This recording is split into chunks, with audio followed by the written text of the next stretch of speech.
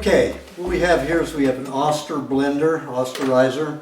And I like the Osterizer because it can fit on these. Now the reason I don't like to use a bowl is because oxygen gets in. This doesn't seal completely. Oxygen, air gets down inside. There's also oxygen space in this lid, the top.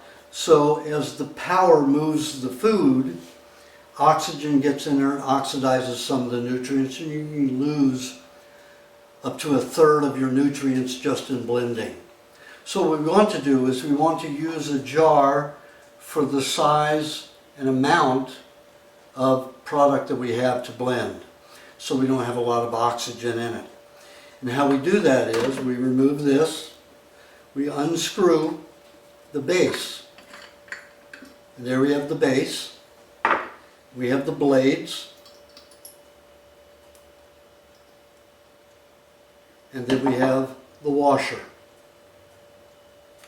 And we can just put this aside. I never use it, the blender base. Now, it is not necessarily a legal thing, and you'll do this at your own risk. I have never broken a jar. I have heard of 2 breaks in the 32 years that I have done it. I think that's because the washer got caught around the blade and they were blending some almonds.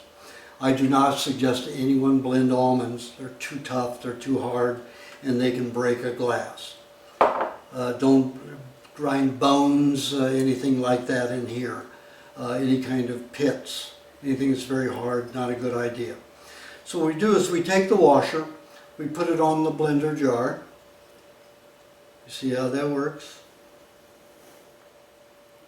Then we put the blades inside that, and then you see if you have a good sized washer. If the washer that comes with the blender is too thin and they're made in different shapes, this is what will happen. The blender will get, the blade washer will get inside the jar, it'll catch on the blade, it'll cut up the washer and make a mess. And you have food all over the place. So we want to make sure that you have a washer. What I did on some of the Osterizers that come with a thin washer, I buy a Cuisinart washer for my Osterizer blender. And you can see a little bit of washer all the way around the metal and the blade, so you know where it is in its position and not down inside the jar. If you have ingredients in the jar, of course you cannot see down inside the jar. So then you screw this on top like this, and let's say I'm making a sauce. And I'll have some butter and tomato, and maybe a little garlic and onion in there. And this is a sauce for one meal. And what I do is turn it on. Now you have low and you have high here, and then you have different speeds with those. So we've got 10 speeds here. So I'll put it on low, and this low also.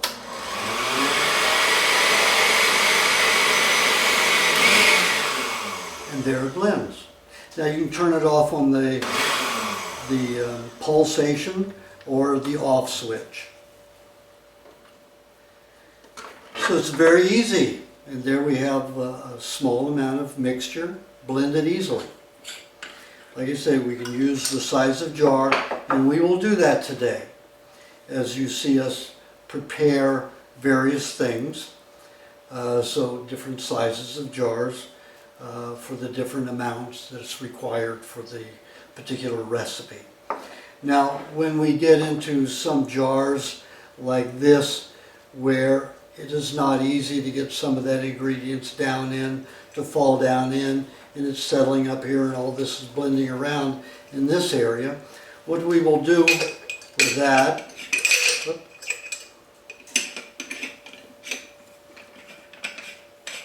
see how it fits right on there. When I have something like that that doesn't fall down in easily, I will lift the machine like this and rotate it. Something's stuck, I'll shake it. Rotate it. Rotate it. Okay.